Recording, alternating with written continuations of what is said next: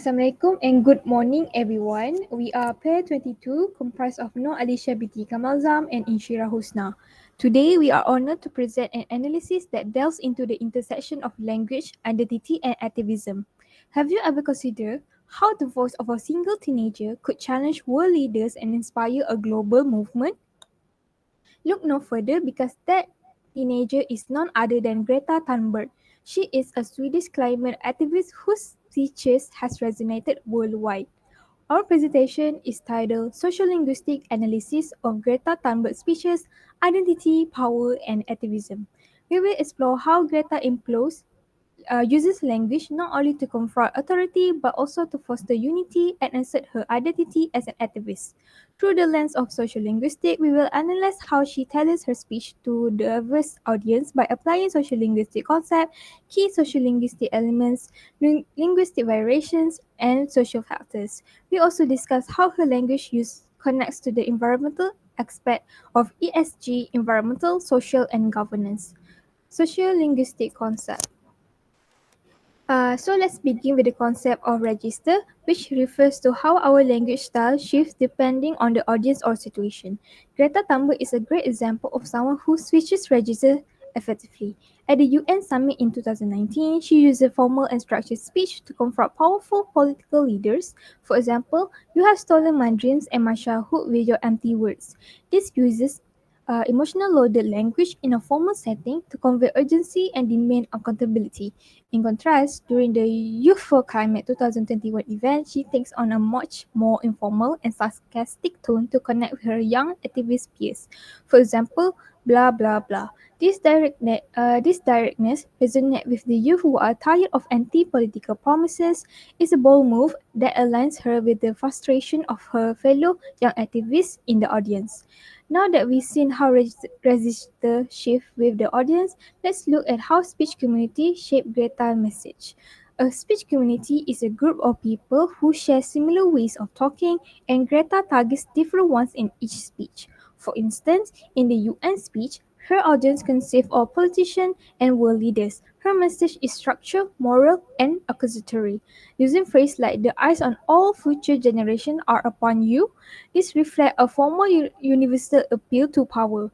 Meanwhile, in the Youth for Climate speech, her speech community is her young fellow activists. Her tone becomes more inclusive and empowering. She said, "We can do this." They are clearly not listening to us. She uses inclusive pronouns "we" and "us" to position herself within the activist community and not above it. Think about how language choices affect your perception of climate activists. Would you respond differently to a formal speech or a passionate rally cry like Greta's? So now that we've seen how Greta adapts language to her audience, let's look how these key social linguistic elements reflect her identity, power, and stance. So, let's now explore how Greta constructs her identity through language. In the 2019 UN speech, she presents herself as a victim of climate injustice, but also as a courageous moral voice.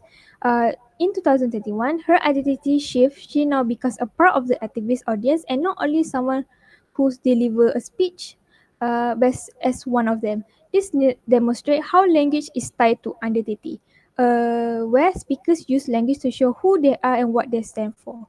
Now let's look at how Greta used language to show power, not just to speak but to challenge those in charge. In her 2019 UN speech, she speaks directly to the world leaders saying, "You are failing us." This is a bold accusation. Instead, she holds them accountable. Without sugarcoating her words. Despite her young age, she speaks with confidence and control. Then, in her 2021 speech, she used sarcasm to mock anti-promises. Net zero by 2050, blah blah blah. By repeating blah blah blah, she takes away the seriousness of the leader's word. By mocking them, she takes control of the conversation and show how people are tired of excuses. In both speeches, Greta takes control of the narrative. Instead of being talked down, she's talking back on a global stage. This shows how power can be expressed through language, not just what you say, but how you say it. Another key way that Greta makes her message powerful is through stance talking. This means that she shows how she feels and what she stands for. In her 2019 speech, she repeats phrases like "people are suffering, people are dying." Each repetition builds agency and show how serious this issue is. She used emotional words like failing, stolen, and dying to show her frustration and sadness. In her 2021 Youthful Climate speech, she connects with the crowd using rhetorical question, "What do we want?" And the crowd answer, "Climate justice." This turned her speech into a shared message, not just her own opinion about climate change. Now reflect on this. Will this word feel as powerful as they were said in a calm, neutral tone? No, right? That's because Greta delivers them with strong emotion and urgency. Her passion makes the message hit harder and stay with the audience. Next, Husna will compare the linguistic variation and social factors in Greta's speeches. Thank you, Anisha. So moving on to the linguistic variation and social factors, the first one is purpose. As you can see in her 2019 speeches, her goal is to challenge word challenges by holding them accountability. But compared to 2021, her purpose expands as she still criticizes the leaders, but she also works to motivate young people, which show that she becomes both a challenger and a motivator. The next one is audience. So in 2019, she actually addressing politicians and officials by using tone that is sharper and more confrontational. In contrast to 2021, her speeches is more aimed at young activists and the public. She actually speaks in a way that feels relatable and community driven. Now, the identity. In 2019, Greta takes on the role of a moral authority and a victim of a climate injustice. She stands alone, confronting adults in power. But in her 2021 speech, her identity evolves as she becomes a team leader someone who's part of the community, not above it. So we can see it is actually a shift from speaking for people to speaking with them. The next one is power strategy. In her UN speech 2019, she uses accusation and guilt by saying you are failing us to actually challenge power directly. But by 2021 speech, she uses mockery and group power in her speech. She uses phrases like blah blah blah to make political talk sound empty, which show that she is no longer just confronting the leaders, but she rallying others to join her. So the last one is social factors. The 2019 speech is actually shaped by age and power gaps, which she's a teenager in a room full of powerful adults. But in 2021, the social context is different because she speaks among peers, connected by shared goals and a common identity, which is as a young activist community. So, we can see how Greta adjusts her language based on context, audience, and purpose, which is the key part of social linguistics. So now let's move on to the ESG connection, which we're focusing on environmental focus.